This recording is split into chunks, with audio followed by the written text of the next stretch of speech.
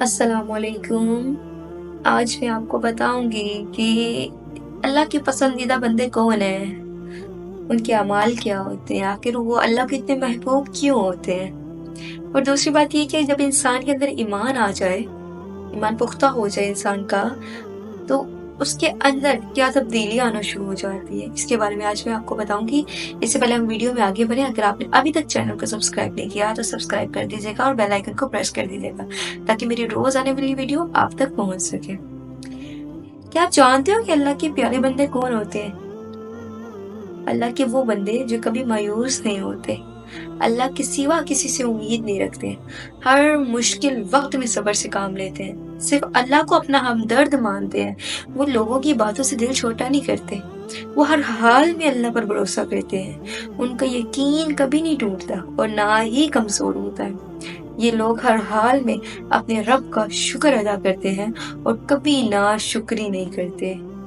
یقین رکھیں کہ آپ کے حصے کی خوشیاں جو ہے نا، آپ ہی کو نصیب ہوں گی، آپ کے حصے کی بارشیں آپ ہی کے آنگن میں برسیں گی، آپ کے حصے کے پھول آپ ہی کے باغیچے میں کھلیں گے۔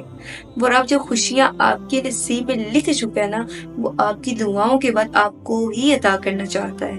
وہ کسی کے یہ چیز تو تمہیں نہیں مل سکتی، کہہ دینے سے آپ سے واپس نہیں لے جاتی، ٹھیک ہے؟ اگر کوئی کہتا ہے نا کہ یہ چیز تمہیں کبھی نہیں مل سکتی، تو کسی کے کہنے سے کچھ نہیں ہوتا جب تک اللہ نہ چاہے، ٹھیک ہے؟ دیکھیں، ہر چیز میں تاثیر ہوتی ہے، ٹھیک ہے؟ اگر دیکھیں، پانی جو ہوتا ہے نا وہ ڈبو نہیں سکتا جب تک اللہ نہ چاہے، آگ جو ہے وہ جلا نہیں سکتی جب تک اللہ نہ چاہے، ٹھیک ہے؟ ہم ایک پل لگاتے ہیں اور پوچھ لیتے ہیں کہ اللہ آپ نے ایسا کیوں کیا؟ ہم سارا دن نافرمانی اور گناہوں میں گزار دیتے ہیں، پھر بھی اللہ نہیں پوچھتا کہ بندے تو نے ایسا کیوں کیا؟ سارے گناہوں کے باوجود رزق جو ہمارا روز کا رزق ہوتا ہے نا اور سہولیات ہمیں مل جاتی ہے، تب تو ہم نہیں پوچھتے کہ ہمیں ہی کیوں دیا، حالانکہ ہمارے اعمال کے مطابق ملنے لگے تو ایک وقت کا کھانا جو ہے نا وہ بھی نہ ہمیں ملے، ٹھیک ہے؟ بس تم اپنے رب کی، اپنے پروردگار کی کون کون سی نعمت کو جھٹلاؤ گے۔ نماز قضا کر کے لوگ سجدے کی حالت میں مرنا چاہتے ہیں، ہر وقت گنگناتے ہیں مگر مرتے وقت کلمہ پڑھنا چاہتے ہیں۔ جس حال میں ہم زندگی گزارتے ہیں نا، موت بھی ہمیں اسی حال میں آئے گی، اس لیے ہمیں چاہیے کہ ہم جس حال میں مرنا چاہتے ہیں اسی حال میں اپنی زندگی گزاریں۔ کیا آپ جانتے ہو کہ قرآن والے کون ہوتے ہیں؟ جو وا اخلاق ہوتے ہیں، جو نرم لہجہ رکھتے ہیں، جو رازوں کی حفاظت کرتے ہیں، جو معاف کر دیتے ہیں، جو احسان کرتے ہیں، جو غصے کو پی جاتے ہیں، جن کا ہر کیا گیا عمل ہمیں اللہ کے قریب کر دیتا ہے، کیونکہ قرآن والے اللہ والے ہوتے ہیں، وہ باعمل ہوتے ہیں۔ اللہ تعالیٰ ہمیں بھی صحیح معنوں میں قرآن والا بنا دے، آمین۔ کبھی کبھی میں سوچتی ہوں کہ اگر وہ رحیم نہ ہوتا تو مجھ جیسے جو ہے وہ کہاں جاتے؟ ایک پل میں مومن تو دوسرے پل میں منافق، اور یہ بات صرف وہی جانتا ہے، کسی اور کو پتہ بھی نہیں لگنے دیتا، ٹھیک ہے نا؟ نہ جانے کتنے دن، کتنے مہینے اور کتنے ہی سال اس کی نافرمانیوں میں گزار کر اسے ایک بار پکارے نا تو وہ پکار سن لیتا ہے۔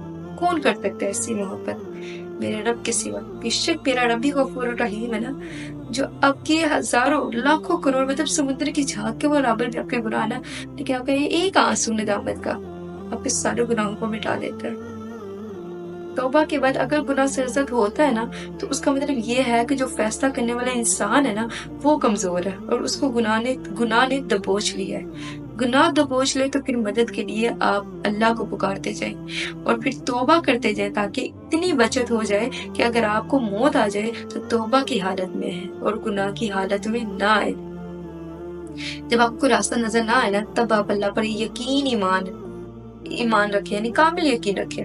جب وسائل اور ذرائع نہ ہوں اور پھر یقین ہو کہ اللہ مسبب الاسباب ہے، وہ اسباب کا محتاج نہیں ہے بلکہ اسباب اس کے محتاج ہیں، اگر ایسے یقین ہے تو ایمان ہے، اگر ایسا نہیں ہے تو پھر آپ کا یقین اسباب پر ہے، وسائل پر ہے، جہاں کہیں بھی تم ہوتے ہو اللہ تمہارے ساتھ ہوتا ہے۔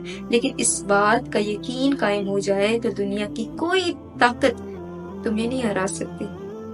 ٹھیک ہے نا؟ اللہ نے ہر کسی کی تقدیر بہترین لکھی ہے، دیکھی ہے کبھی اللہ کی بنائی ہوئی کوئی چیز نامکمل کبھی دیکھی ہے آپ نے؟ دیکھا ہے کچھ ایسا جو اللہ نے بنایا ہو اور اس میں بہترین آئی ہو؟ ٹھیک ہے، مطلب اس میں بہتری آ سکتی ہو؟ چاند، سورج، آسمان، زمین، اس کی بنائی ہر چیز دیکھی ہے تم نے۔ بے شک وہ صحیح کہتا ہے کہ میں نے ہر چیز کو مکمل اور بہترین شکل میں بنایا ہے۔ تم نے کیسے سوچ لیا کہ اللہ نے تمہارے لیے سوچ رکھا ہے وہ بہترین نہیں ہے؟ اگر آپ سے آج کوئی چیز چھن گئی ہے نا، تو اللہ نے وعدہ کیا کہ وہ تمہیں اس سے بہترین عطا کرے گا، بہتر لے کر بہترین عطا کرے گا۔ بے شک ہر مشکل کے بعد آسانی ہے۔ تمہارا اللہ تمہیں تب سے جانتا ہے جب تمہارے وجود کے لیے مٹی بھی اکٹھی نہیں کی تھی، جب تم اپنی ماں کے وجود کا حصہ بھی نہیں بنے تھے۔ وہ تمہیں تب سے جانتا ہے کہ یہ میرا بندہ ہے۔ وہ تب بھی جانتا رہے گا جب روز محشر تمہاری ماں تک تمہیں نہیں پہچانے گی۔ وہ اللہ ہے، تمہارا اللہ، تم ہر وقت اپنے اللہ کی نگاہ میں ہو۔ کیا وہی نہ جانے گا جس نے پیدا کیا؟